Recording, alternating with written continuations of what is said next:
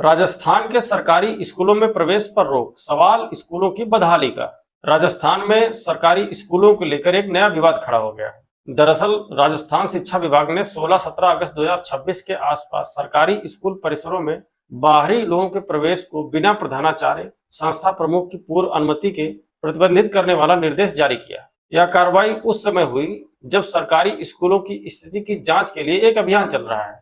क्या सरकारी स्कूलों की हालत इतनी खराब है कि अब आम लोगों को स्कूल के अंदर जाने से पहले अनुमति लेनी पड़ेगी? सवाल यह है कि अगर किसी सरकारी स्कूल की हालत इतनी खराब है, तो उसे देखने, जांचने और उसकी सच्चाई सामने लाने में आखिर परेशानी क्या है? लेकिन सवाल यह है कि अगर स्कूल की व्यवस्था अच्छी है, तो निरीक्षण से डर कैसा? किसी भी सरकारी स्कूल में क्या देखना जरूरी है? क्या भवन सुरक्षित है? क्या कक्षाओं की छत और दीवारें ठीक हैं? क्या लड़कियों के लिए अलग और साफ शौचालय है? क्या बच्चों को साफ पीने का पानी मिल रहा है? क्या कक्षाओं में पर्याप्त पंखे और बिजली की व्यवस्था है? क्या मिड डे मील में बच्चों को पौष्टिक और पर्याप्त भोजन मिल रहा है? क्या स्कूल परिसर साफ है? क्या वहां जलभराव और मच्छरों की समस्या तो नहीं है? ये सवाल किसी राजनीतिक दल के नहीं है, ये सवाल बच्चों के भविष्य से जुड़े हुए हैं। अगर सरकार खुद स्कूलों की जांच करवाए, तो आम नागरिक अगर स्कूल की वास्तविक स्थिति देखना चाहे, तो उसे इतनी पाबंदियों की जरूरत क्यों पड़ रही है? यही सवाल इस पूरे विवाद का केंद्र बन गया है।